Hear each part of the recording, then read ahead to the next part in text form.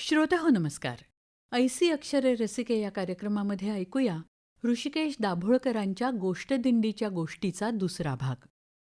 गोष्ट दिंडीमध्ये सगळ्यात लोभस काय असेल तर तो मुलांचा प्रतिसाद.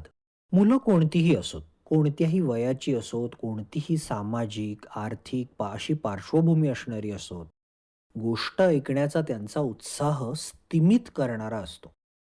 या गोष्टदिंडी दरम्यान मी वेगवेगळ्या प्रकारच्या शाळांमध्ये, गावांमध्ये गेलो. अगदी लहान मुलांच्या प्राथमिक शाळेपासून ते 11वी-12वीच्या ज्युनियर कॉलेजपर्यंत वेगवेगळ्या वयोगटातल्या मुलांना गोष्टी सांगितल्या.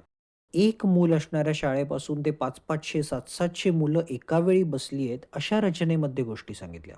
भोवती ऊस टाकायला आलेल्या ट्रॅक्टरचा आणि त्यांच्यावर लागलेल्या मोठमोठ्या गाड्यांचा आवाज आहे, अशा परिस्थितीपासून ते जंगलामधील पाड्यावर नीरव शांततेच्या वातावरणात बसूनही गोष्टी सांगितल्या. मोठ्या हॉलमध्ये एखाद्या सभेत रांगेत बसावं असं बसलेल्या मुलांपासून ते छान गोल करून गाणी वगैरे म्हणत गोष्टी सांगितल्यात. गोष्ट कोणती आहे हे जितकं महत्त्वाचं, तितकंच ती कशी सांगितली जाते हे सुद्धा महत्त्वाचं असतं.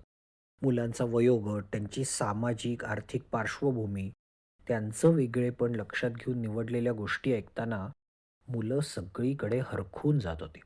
दुसऱ्या गोष्ट दिंडीत एका ज्युनियर कॉलेजमध्ये एक गोष्ट सांगितली. गोष्ट सांगायची आणि तीही या वयातल्या मुलांना. माझ्यासह अनेकांच्या मनात याबद्दल शंका होत्या. पण तो प्रयोग कायच्या काय रंगला. तिसऱ्या मिनिटाला मुलांनी मोबाईल बाहेर काढले, पण ते चॅट करायला नाही, तर मी गोष्ट सांगतोय ती गोष्ट रेकॉर्ड करायला आणि शूट करायला. तिथे गोष्ट झाल्यानंतर मुलांनी पुस्तकाची बांधणी, त्याची छपाई, इतर तांत्रिक गोष्टी याबद्दल गप्पा मारल्या. त्याचबरोबर ती मुलं आपापल्या गावांमध्ये जाऊन मुलांसाठी काय करू शकतील, याही बद्दल बोलणं झालं. इतकंच नाही, तर त्या मुलांनी येऊन मला सांगितलं, की "दादा, 1ली-2री नंतर आम्हाला गोष्टी सगळ्यांनी सांगणं बंदच केलंय. नुसता उपदेश करायचे. पण गोष्टी कोणी सांगायचं नाही. आज पुन्हा लक्षात आलं, की किती मजा येते गोष्ट ऐकताना."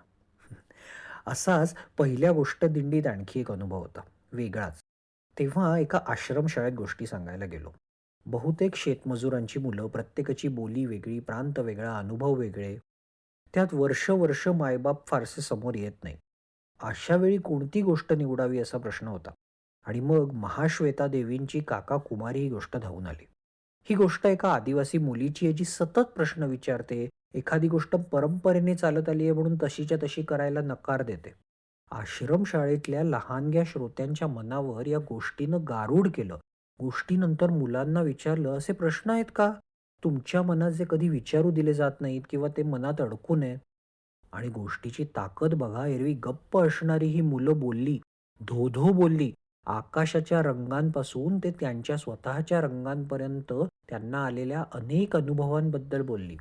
गोष्टींची ताकद या गोष्टदिंडीत दर शाळेत मी नव्याने अनुभवत होतो. संध्याकाळी गावांमध्ये मात्र वेगळा अनुभव असायचा. गावांमध्ये जेव्हा मी गोष्टी सांगतो, तो अनुभव शाळांमध्ये सांगितल्या जाणाऱ्या अनुभवांपेक्षा खूपच वेगळा असतो. तिथे अख्खं गाव गोळा होतं आणि तिथे खूप वेगळ्या प्रकारची गंमत होते. त्याबद्दल मात्र पुढल्या भागात. गोष्टदिंडीची गोष्ट या मालिकेचा दुसरा भाग आत्ताच आपण ऐकला. हे अनुभव कथन केलं होतं ऋषिकेश दाभोळकर यांनी. या कार्यक्रमाला निर्मिती सहाय्य केलं होतं रोहिणी पाटील यांनी आणि सादरकर्त्या होत्या ज्योत्स्ना केतकर. पुन्हा भेटूया उद्याच्या भागात. नमस्कार.